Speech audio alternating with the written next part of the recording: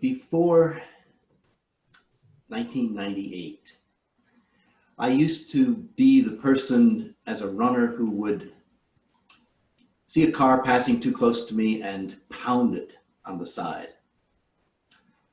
I was the driver in a traffic jam on the West Side Highway who would straddle the breakdown lane to prevent others from cheating and sneaking around the rest of us. I was the sort of parent who, well, my kids back there, you'd have to ask, sorry about that, guys. You'd have to ask them about the ways that I expressed my anger.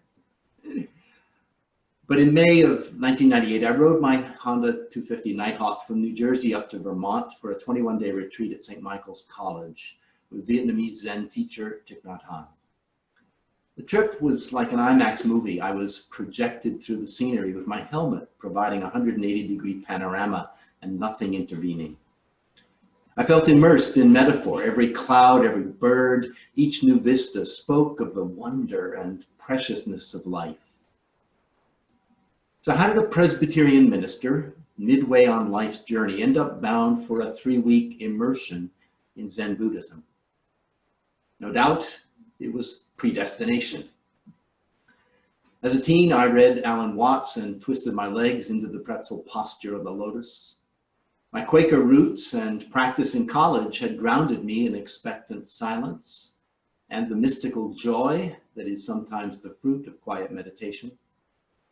I read and quoted Thich Nhat Hanh in my sermons. I'd been practicing yoga for 5 years and felt ready to deepen the stillness. At the same time, I could see my 53rd birthday looming on the horizon, along with the dreaded Y2K. My father died of stomach cancer at age 53, my grandfather of leukemia at age 53. They say things happen in threes. I was about to turn 53, and I was on a quest to find coping skills for whatever the year 2000 might bring. Arriving at St. Michael's College brought me back to earth. There was a long line to get the room keys, many anxious people trying to parse the program. When do we eat? Where's the official beginning? Can I park my motorcycle somewhere to keep it dry if it rains? At least one person had questions like these. I resisted the little sign that greeted me in the dorm, let us maintain noble silence. I was glad when my roommate talked normally and we could introduce ourselves. My first silent meal was difficult. Chewing each bite mindfully 30 times or more was hard because my tongue is trained to thrust back and force a swallow after just 4 chews. I almost gagged several times. I was also embarrassed to look deeply into the eyes of my table mates, sneaking furtive glances until one old practitioner met my gaze and smiled. Over time, I would find great joy in connecting with the processes of nature and the people who had made each meal possible, from the workers who planted and harvested the ingredients to the cooks who prepared it. At times, the eating became almost orgasmic. 5 days into the retreat, though, I was still fighting the discipline of sitting meditation. I couldn't settle down. I resisted the advice to find whatever posture made me comfortable. I was trying to sit cross-legged on the floor like the seasoned meditators. Then I tried cushions and benches, and nothing seemed to work. When I sat in the bleachers, my shoulders tightened up. I was dealing not with a physical problem, but my own stubbornness. To be honest, I've always had a deep ambivalence about authority. I wanted, as a child, to be close to my father, but he was harsh and foreboding. The struggle planted early seeds of passive aggression. In the meditation, I began to see how my need to follow or break the rules was at the heart of my struggle, and the major reason for the suffering that I inflict on myself and others, especially, it seems, those closest to me. Insights like these are hard to swallow. We don't like to look inside.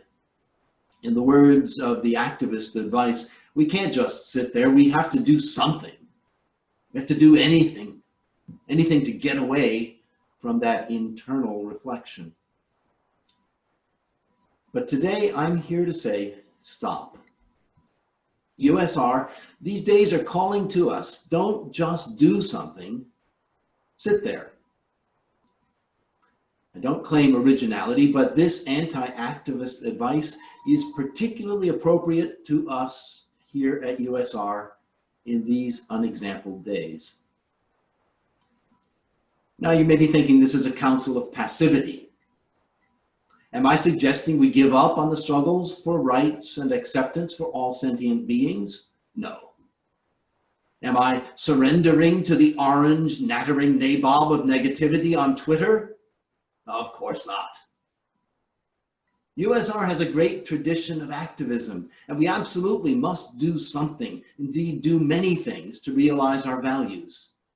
We have to do even more, but we have to ground our action in discernment.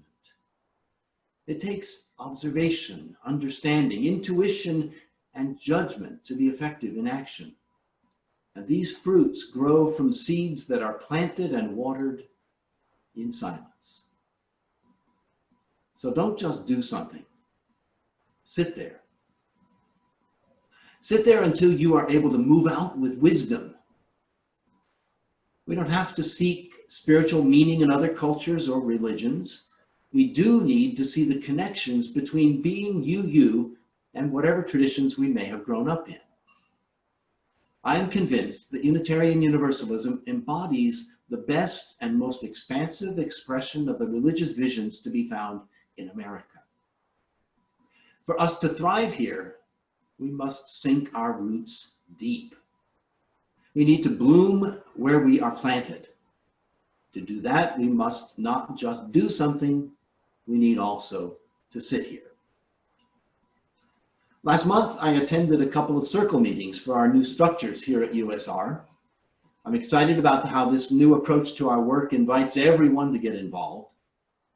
But I observed that despite our facilitators' advice not to get deep into the weeds, not to start solving all the problems we see, that's just what we did.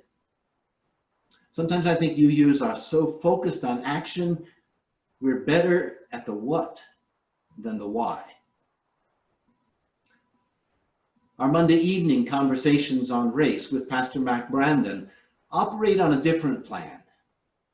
They may seem like a lot of talk and little action, but it's out of such inaction that our next steps in dealing with white supremacy will issue forth. As a newcomer to USR, I'm discovering we are an independent, activist congregation. Each of us cares deeply and works diligently on what we could call progressive issues.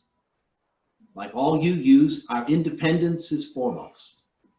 Nobody tells us what to think or do. But that can also mean we are unfocused. If you asked people outside USR, what would they say about us? If they even knew that there is a progressive congregation on Cottage Place, would they be able to say what we stand for? We work on everything as individuals, but as a society, would you agree with me that we're trying to fill 100 cups at 100 feet with the nozzle set on spray? These are days of enforced inaction. They remind us that we are human beings, not human doings. Although the world, that is Facebook, Twitter, etc., tells us to react, to do something, reality is not that clear. To act with awareness of context and intersectionality requires reflection. Successful action derives from sitting still. And to be clear, social media are neither here nor there. Being on Facebook is not the same as sitting still. It's not meditation. But neither is posting to Facebook or signing petitions a form of real action. If our celebration of Independence Weekend still has meaning for us, we need to look inside and ask, what are you and I still yearning to be freed from and freed for? How will we use this time, and will it make a difference when we are free to move out into a post-COVID-19 world. As I sat there in the bleachers in 1998 at St. Michael's College on my 21-day retreat, I received an insight in answer to everything. Looking back, it seems simple, but it felt profound. There is no right way. The way is love. As I felt the release of my struggle, tears began to fall. There was so much that I needed to let go of. I still grieved my father's death almost 25 years on. I was feeling rejected and abandoned by his absence. I was angry with my family that there was no plan for a memorial service for my grandmother who had died 5 months earlier. I felt restricted and restrained by the needs of my family and my church, even though they had both supported my taking time away. Finally, the gentleness and compassion of the universe had broken through to me. I knew that I would continue to struggle and work on the issues of shame and pride that are my core issues, but I would do so from the inside rather than as a resistant outsider. A week later, I received the Buddhist equivalent of baptism. Thich Nhat Hanh sprinkled me with water from a willow branch as I stood face to face with him. With this ritual based in the teaching of the Bodhisattva Avalokiteshvara, you are transformed into a child born into the heart of a lotus. As the Lotus Sutra explains, with only one drop of the water of compassion from the branch of the willow, spring returns to the great earth. At the end of the retreat, I took the 3 refuges and received the 5 mindfulness trainings. I joined many Catholic, Protestant, Jewish, and atheist practitioners in claiming the Buddhist practice of mindfulness without leaving my roots. Zen meditation became a regular part of the community at the church in Franklin Lakes and continues virtually to this day. For the last couple of decades of my ministry, I considered myself a Presbyterian. You can ask my family, I'm still sometimes passive-aggressive, but maybe not so much. And I'm much more ready to let go of my compulsive need to be right. Today, in transitioning to Unitarian Universalism, I feel that I'm completing a process that began in my childhood. It was focused in the lens of the 21-day retreat and refined as I retired and discovered USR.